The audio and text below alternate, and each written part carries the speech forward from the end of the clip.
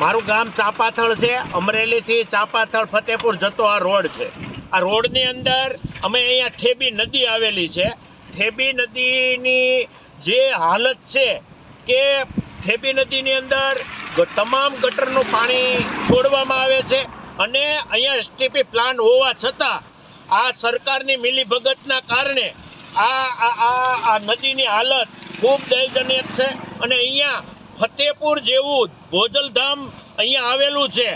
હજારો ભાવિ ભક્તો આ વિસ્તારની અંદરથી ગુજરે છે. તો મારે સરકારશ્રીને વિનંતી છે, આ વિસ્તારના ધારાસભ્ય, સાંસદ અને અન્ય લોકોને વિનંતી છે કે આનો જલ્દી તરણે નિકાલ આવે અને નદીને સાફ સફાઈ કરી અને વ્યવસ્થિત આ નદીની અંદર પાણી છોડવામાં આવે. અમે 2 દિવસ પહેલાં જ અમારા આમ આદમી પાર્ટીના જિલ્લા પ્રમુખ નિકુંજભાઈ સાવલિયા અને અમારી અન્ય ટીમ દ્વારા એક નગરપાલિકાને અને કલેક્ટરશ્રીને રજૂઆત કરવામાં આવી છે કે આ વિસ્તારની અંદર ડમ્પિંગ બંધ કરવામાં આવે અને જે અન્ય જે મશરૂમનો જે કાપી અને જે અહીંયા દુર્ગંધ મારે છે એમની પણ અમે રજૂઆત કરી છે કે એનો યોગ્ય નિકાલ કરવામાં આવે અને આ કચરો વહેલી તકે લેવામાં અહીંયાથી આવે અને અહીંયા 3, 4, 5 તારીખે જે ભોજલધામની અંદર ખૂબ મોટો કાર્યક્રમ યોજાવાનો છે.